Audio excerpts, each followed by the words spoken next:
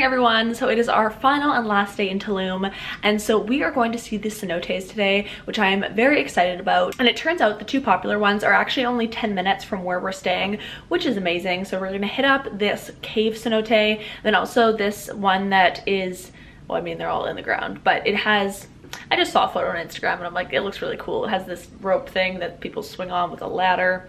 You'll see it once we get there. But I'm gonna go get breakfast right now. Megan and Jen are already up there, so let's go. Okay, so it is currently a few hours later. We ended up just napping for a little bit and hanging out and doing work because we want to wait until the sun was a bit higher in the sky, so then the cenotes are more lit up and bright. But I want to kind of explain how the cenotes work. Around Tulum, there are a ton of cenotes, and so when people from Cancun do the cenote tours, they actually come out here, whereas when you're out here, it's only 10 minutes away, which is nice, obviously. So I think today we're gonna do the Gran Cenote and Cenote Calavera, which is the cenote that I actually saw on Instagram with the rope thing I was trying to explain and the ladder coming out. So I think that one will look really neat. And Gran Cenote is quite a popular one. Don't know how the photos will turn out for that, but video will look cool, obviously, and I want to show you guys kind of the different types of cenotes. But there are a whole bunch around Tulum, and what's actually nice is you can Google map them all. Whereas most countries you travel in, it's really hard to find those hidden gems, but because the cenotes is such a popular tourist attraction, you can easily find it on Google Maps, and a lot of people on Instagram as well will geotag the cenotes, so you can actually go and see what they look like, and from there kind of decide which ones you want to go to. One of the cenotes I did really want to go to, which I don't think we're gonna make it to because it is about an hour away in Yucatan, is Cenote Soytun, which is spelled S-U-Y-T-U-N, and it's a really cool one with a concrete path that has a circle, big concrete platform at the end. But because it is a little bit further away, I don't think we're gonna do that one today. First, I just ordered some fish tacos because we want to get some lunch now, because I think we'll be out probably the whole afternoon. And Jen and I are finally making it out the door. Unfortunately, Megan's gonna stay behind because she's not feeling great. But we did hire a driver. We just called down to the front desk, and then they hired a cab driver, I think it is, to take us to the few cenotes. So we arrived at the first cenote, Calavera, with our lovely driver. We just paid 100 pesos each, and that is the entrance fee.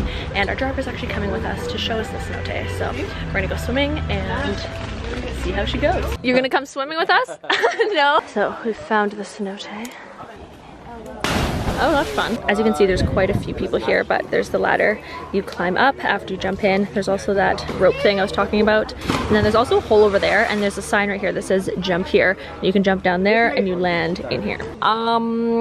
Just I'm gonna zoom in here. Oh my gosh. Anyways, he's staring at me. We're gonna ignore that.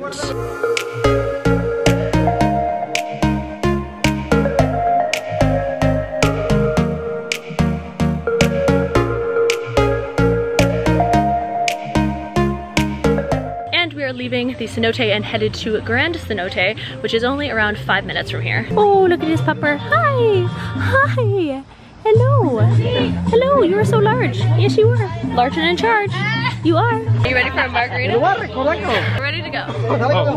So just a few minutes down the road, we arrive at Gran Cenote. We just paid $10 US each to come in, which is a tiny bit pricey, but as we've kind of discussed before, everything here seems to be a bit on the pricier side, and it's also only open till 4:45. So that is one thing to note, is these cenotes do have hours. You can't come whenever you want, so just plan accordingly. So you do have to take a shower just to preserve the cenote. Is it this side or this side? Oh, there we go. So we don't damage any of the natural attractions of the world. This one obviously is a bit more expensive, but you do get more things for it. There's a fun grass patch, there's also showers and bathrooms, and so it's a little bit fancier. It does feel a little bit like an amusement park, but that's okay. This cenote is huge, and so you can actually go all the way down there. The Disneyland of cenotes. Believing you will get you round of applause. Alright. A pretty picture for the ones that are lost in life. But even dreamers have the power to save a friend. And I know you are a flame that you feel within. And we're off. Oh god. Alright, we are leaving the cenote. I actually really enjoyed that cenote. At first I thought it was too touristy, but I ended up actually really liking it. And there was a whole bunch of different areas that you could sit and swim, snorkel, take photos. And so it was quite nice. And we are back at our hotel now. I'm gonna go up to the roof right now and get a bit of a tan.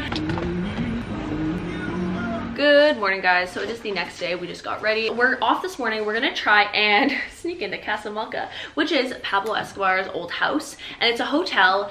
So it's, the photo we want to get is in the front lobby, and so we're gonna just try and just like go to the hotel and get a quick photo in the front lobby. They have these really cool couches with these huge drapes that are hanging down, and so we will see. It's a toss-up. If you guys have watched the rest of the vlogs, you know we have not had much luck with this, but it's always worth the shot because we actually leave today. We're getting picked up at 11 a.m.